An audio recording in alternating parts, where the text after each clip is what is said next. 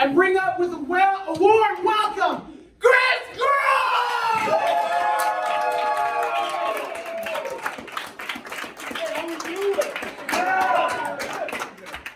Have a seat, let me share some with you.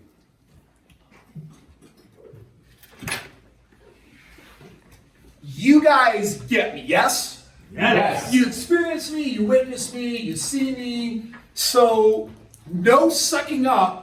It's an honest question. For you personally, if you could only say one response, here's what I want to hear from you. What is it about the way I show up that is personally attractive to you? What is it about the way that I show up that is personally attractive to you? Confidence. Confidence? Consistency. Consistency. Energy. Energy. Energy. Let's go online. Go ahead. Sounds check. Sounds check. One more time. Sounds genuine. The genuineness, okay? Passion. Passion. Focus. In this room. Focus.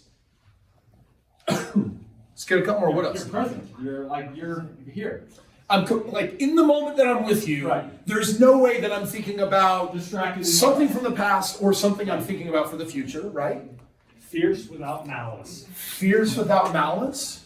All right, so we all have something different, but what it all shares in common is that there's something coming off of me that is attractive. True or false? True. Awesome. That right there is called magnetism. What's it called? Magnetism. Yeah, magnetism is what certain individuals have that attract you to them. And I'm going to tell you right now, I have massive amounts of magnetism. And Cody Crimson, who remembers me from way back in the way, do you remember me having this type of magnetism when you, like from 15 years ago? Honestly. Not quite. Not be honest. Be brutally honest. But you can see it coming. You can see it coming, but Yeah. it was probably a small fraction. Very small. Is that fair? Is that fair? Yes. Right, so here's what I want you to get. I am this way by choice. If this is a byproduct of choice, then I want to ask you, who are you grooming yourself to become? And I want you to pause and think about this for just a moment and get, again, honest with yourself. And I want to ask, when you think back earlier in life, first of all, just raise your hand if there's someone that you admired and you thought, man, if I could model myself after this person, or if I could have certain traits that this person has, I would want that. Raise your hand if you have someone that you wanted to model in life. All right, I see just about every single hand. I think that we have these desires. I think we don't share these desires. I think that it's uncomfortable to be vocal about. And I'm curious, what are some of the people that you've admired? And I don't want their names. What I want to know is, what did they possess that you wish you had? Complete discipline. Okay, complete discipline. What else? Sound theory of mind. Okay, so charisma, this idea that how does someone bring this kind of energy that enrolls people and captivates people and gets them motivated to want to do stuff? Like, that's what charisma is for me, right?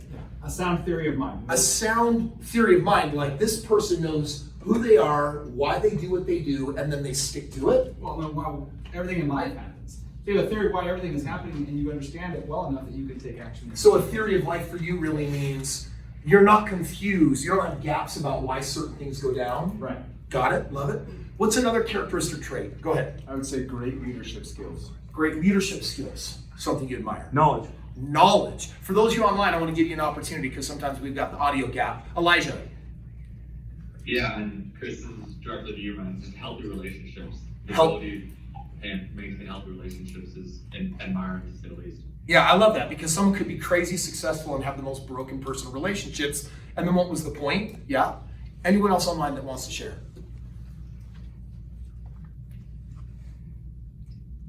Grit. Grit. Yeah. So we all have things we see in other people that we admire. And I want to ask you, do you have an active plan on how you are pursuing that trait to own it? And it starts with this first. How many of you honestly have looked at someone else's ability and thought, that's theirs and I admire it, but I could probably never have it? Raise your hand. Yeah. I want to share with you one of the biggest secrets. When someone pays me $250,000, imagine that you're in my shoes. Someone's writing you $250,000 check, and they say, "Great, I now get 6 months or a year of my life with you. Transform my life, Kris Krohn." How many of you think that there could be some pressure in that game a little bit, and you better have some tricks up your sleeve on how you're going to create that transformation? I don't go in with any nervousness. I go in with a lot of excitement, and it's because I understand one of the most important secrets to transformation. Would you like to know what it is? Yes. My job as a mentor is to believe on behalf of another person that they can have something before they're willing to believe it. In other words, when Corbin says grit, maybe Corbin doesn't believe that he has that grit. Maybe he admires it and doesn't really know if he'll ever get to the point where he can own that. If I were his mentor, I would say, oh my gosh, you can not only have grit, but you can have grit today. Like within 13 days, you can own all the grit that you've ever wanted in your entire life. And all of a sudden, he's like, wait. First of all, you're saying it's possible. Secondly, you're saying what? It won't take a decade. It'll take how many days? 13. Now, by the way, why did I say 13 days? This is what makes me a great mentor. I take arbitrary information with a level of confidence that I can get someone to believe. Then they will lean on my faith. They'll assume I'm right. I'll tell them their job is to prove me right. They'll do what I ask them to do, and all of a sudden they'll have it. And the biggest reason why they obtain it is not because I make it happen. All I did was actually create permission for them to have belief that they can have it. This is true of wealth, health, having the relationships that you want, is it all starts with belief. So everyone in this room, everyone online has been traumatized by something, right? Raise your hand if you know what I'm talking about. We've all experienced the ugly of life. By the way, there's no way around it. Having all the money in the world is not so you can buy your way out of this unfortunate, part of life. This is a circumstance that we all get to experience on a regular basis. I experience it enough on a regular basis. You can't control. You can only control how much of it doesn't come into your life, but some of it is. And you realize at the end that all you really have is the power over it that you choose to. So a lot of people live disempowered where they don't have the ability. Here's what I want you to do. On the count of 3, I'm going to have you take that singular characteristic that you admire that you haven't fully embraced yet. The thing that you want that you haven't given yourself permission to have. And I'm just going to have you shout it out on the count of 3. You ready to do this? On the count of 3, I'm going to have you shout out top of your lungs. Please online, unmute yourself. I want to hear all of you guys on the count of 3. I want you to own the thing that you want that you haven't given yourself permission to fully have just yet. You ready? Here we go. On the count of 3. 1, 2, 3. Wait, one more time. 1, 2, 3. One more time. 1, 2, 3. Now this thing that you just shouted 3 times, this is something you want, yes? Yes. I'm going to tell you right now, I know for a fact that you can have it when? Now. Tomorrow? Nope. Next year? Yeah. Next decade? Oh, it's going to take a long time to develop. It's not true. Because it can only come the moment you've made a decision. Transformation, by the way, is nothing more than making a decision different than what you've made in the past. So for example, someone says, I've always admired people that are morning people. I've always admired people that get up and go to the gym, and I just can't do that because I'm not a morning person. Yeah, they've taken an idea, they've looked at a habit, and they've turned it into an identity problem. They think that morning person is a DNA thing and not a belief thing. By the way, being a morning person is completely a function of belief and not biology. So you admire these people for year after year after year. Like, man, if I could just be that way, if I could command my mornings, if I could do these things, but I can't because I'm not a morning person. So watch how this process happens. It starts with making the choice. I am a morning person. Everyone try it out real quick. I am a morning person. I am a morning person. You say it, and then you have to put faith behind it, and faith is an action. So the action is, go do it. I got news for you. The first 30 days of being a morning person will suck. The second 30 days will suck less. The third set of 30 days will start to become acceptable, and you'll start thinking, I don't know, this is weird, but maybe this is weird. I actually think I might actually be a morning person. By the 4th month, you're going to start defending it. And by the 5th month, you will embody it. It takes usually 5 months for you to go from I'm not that to that's who I am from an identity position. It's not this weak idea of a new habit. It's about sticking with something for 5 months. So this is the sucky news of today. Anything you want that you don't have will require about 5 months of working belief. Working belief meaning I take action on it every single day, and then you can own this thing. Like I can tell you right now that Murph is 5 months away from being charismatic. He's 5 months away. By the way, he's capable of start doing it when? Right now. And I'll tell you the first 30 days, it's going to be awkward. He's going to start being charismatic, and it's going to be awkward, and he'll feel awkward, and then he's going to social reference. He's going to wonder what are people thinking about it. He'll say, this is kind of weird, bizarre, and he's got to stick with it because that first 30 days is sensitive. It doesn't matter what it is. It'll be sensitive because during the first 30 days, you're going to second guess yourself. You're going to want to erode your faith. You're going to want to step into doubt. You're going to say, see, I couldn't do it. You've got to know that your job, guys, this is nature of the beast. You bypass that garbage, knowing that the first 30 days is 30 days of doubt, and your job is to tune it out. And all you do is just like, nope, I'm charismatic. I'm charismatic. I'm the most charismatic person I am. I show up with charisma. Charisma is who I am. Charisma is my thing. Charisma is my game. I am charismatic. After 30 days of doing that, the next 30 days, Murph is going to have a switch. It's going to start feeling easier. A month later, it's going to start feeling like maybe this thing is true. Now, here's what I need you to understand. This whole thing I'm teaching you has nothing to do with charisma. It only has to do with how you get things you don't have. And how you get anything starts with belief. Starts with what? Belief. So right now I'm asking, what is something that you need to develop that would make you a beast of a human being? What is something that you want to own that you currently don't? And whatever that thing is, that thing that you shouted at the top of your lungs 3 times, right now is the time to give yourself permission that you're about to embark on a journey. And that right now is day 1 of owning this thing that you always wanted. Stop admiring it in others. Stop being inspired by those people. And start being inspired by the action that you're taking to pursue and get this thing. 5 months from now, it's going to feel like a part of your identity. But here's the truth, it's not. Because it's nothing more than a choice. A what? A choice. If you had met me 20 years ago, I was neurotic, germophobic, quiet. I didn't like to shake people's hands. I was nervous, and yet I felt that there was greatness in me. And I took all of these flaws. I viewed shyness as a flaw. I thought it was identity, but it was a choice that was made many years earlier. We feel trapped that who we've been is who we must be and what our future has to contain. But I'm telling you, we're about as malleable as it comes. So you should always have things that you're working on becoming that you have never exhibited before. Does this make sense? Yes. So here's what you're gonna do. Wait, what? Yes or yes? Yes. Which is it? Yes. The thing that you want, are you gonna become it? Yes. But it starts when? Now. And how long is it really gonna take? 5 months. And in 5 months, it's actually gonna feel more like a part of your identity. It's nothing more than 5 months of practiced choice with taking action on it. So today, you're like, wow, Kris Krohn, you have this energy. Wow, Kris Krohn, you have this charisma. Wow, you got this discipline. Wow, you have all these things. Guess what I did 100 times for 5 months? I just made decisions and then I stuck with them for 5 months and then I owned them. And then with mastery, you get really, really good at them. I believe I'm one of the most charismatic individuals on the planet. It would be rare for you to meet a human being that could give off more energy than I give off. That's not a competition. That's not a statement of ego. It's that I've been working on this for 15 years. And at this point, I should be really, really good at it. Yes? Yes. So the only difference between me and other people is I just haven't stopped. I am greedy and selfish. I want it all. I want to do it all.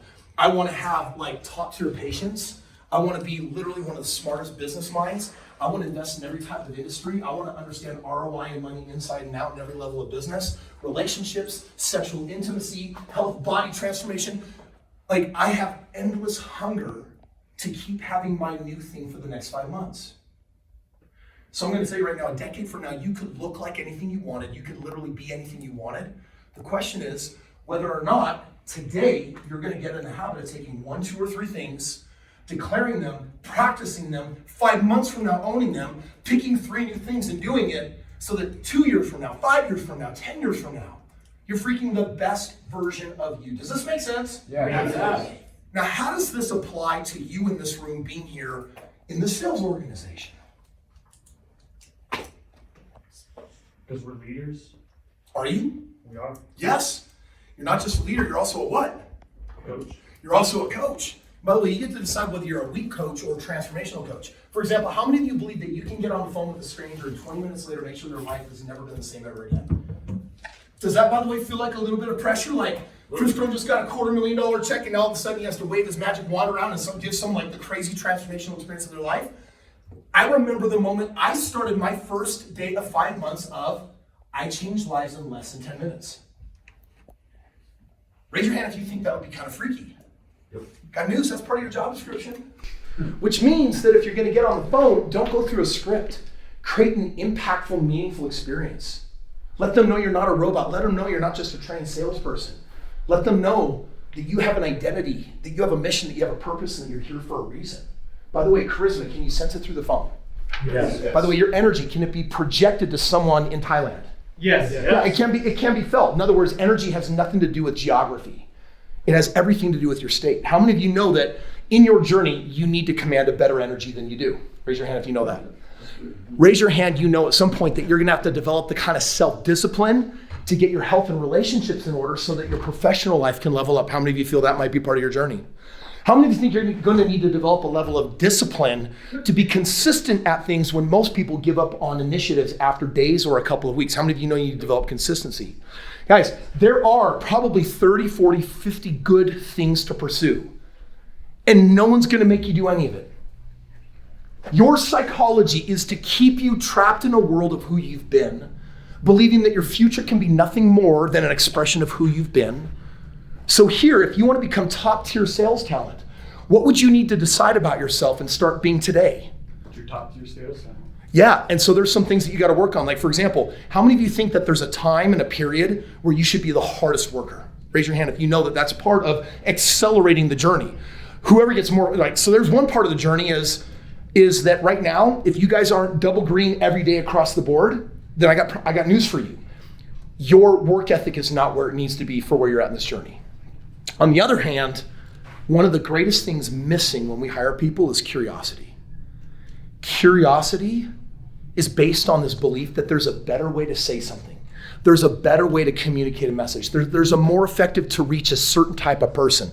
Like years ago, back when it was Jason Lawson and Cody Crimson and Kris Krohn on the sales floor, I remember there was a type of person, by the way, there's hundreds of types, there was a type that I was terrified of. And it was that woman in high heels that commanded a really great income, and she terrified me. I had this psychology, I had this belief that a truly powerhouse, empowered woman was terrifying. I don't know why that was there, but that was there. At some point, I had to start day one of 5 months, which is I love, respect, and connecting with these super empowered powerhouse women that crush business, crush finance. And 5 months later, I could hold a conversation with them, and it was no different than talking to anybody else. So I addressed my own limitations, I addressed my own worries, and I overcame them. This job, if you want to know how to really make the most money, it's really a matter of how much change can you bite off. That's really what it comes down to. Are you willing to work on your work ethic? Are you willing to be curious and every day ask, what's a better way to say this? What's a better way to overcome this? How do I mimic the people that are really good at this? What are they doing that I'm not doing? It could be, I want to become charismatic, or it could be, I want to bring powerhouse energy to the table. You've got to ask yourself, what are you actively working on? If I were you here at this job, I would have no less than 3 things that I was conscious of, that I had declared, that I was working on every single day, so that 5 months from now, I could own these things I've always admired in others that I've now made my own. So here's what I'm asking. What are the 3 things that you should be working on that will correlate to increased income, the kind of money that allows you to become a more successful investor or start investing for the first time, and start having more of the livelihood that you need for your family and for your lifestyle and for your dream life? Right now, take a moment and just reflect. What are the 3 things I should be working on? Because by the way, sometimes we want things that sequentially are out of order. I'm asking, what are the 3 best things for you to work on? For some of you, it might be, I suck at overcoming objections. I'm gonna literally document every single one of these, and I'm gonna master how to do it. How am I gonna do that? I'm gonna ask 10 people on each of these 30 objections how they would do it, and I'm gonna find the one and practice the ones that are best for me, and I'm not gonna stop seeking until 6 months from now. You can throw anything in my face, and I freaking have the most heartfelt, logical, empowering comeback that is connected to the individual's experience based on their persona typing, so that I can actually learn how to make that a mastery game for me. It might be closing.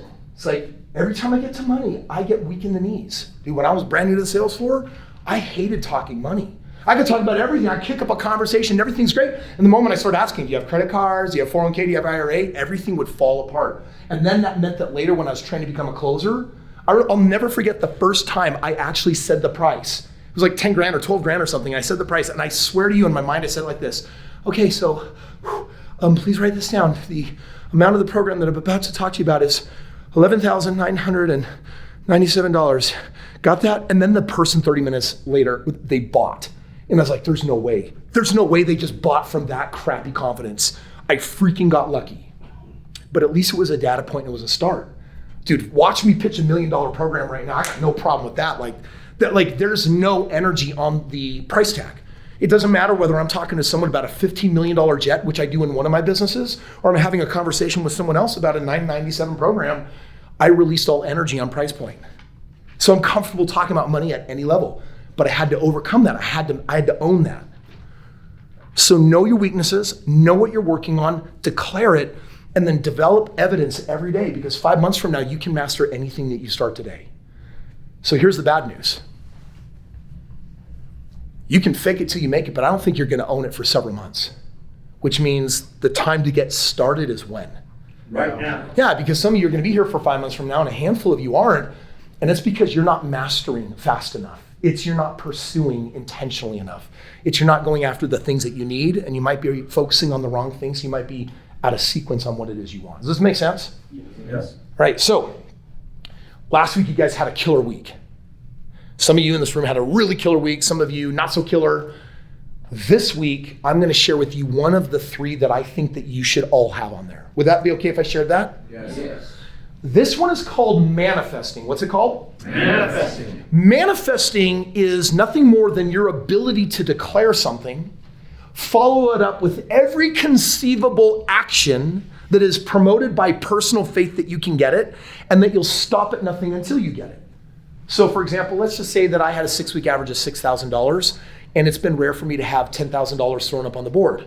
And I really believe that that's possible, but at the same time, it's scary to me because I don't have evidence. How many of you know what I'm talking about? And you can connect with what I'm talking about. Here's what manifesting is. This week, I put up $10,000, and I stop at nothing. I put in more work ethic than I've ever done before, and I'll work any hours and do everything and anything until I hit that number, no matter what, before the end of the week. And then you pour all of your life soul into it. You don't hit the minimums. You don't go for a good day. You go, you push until you get that number. At the end of the week, you might have put up 8 grand. And there's gonna be a temptation to feel what? Failure. I failed because I gave everything I knew how, and I couldn't do it. But how many of you know that part of this game has a pipeline? How many of you know that not all your efforts can be measured in a single week?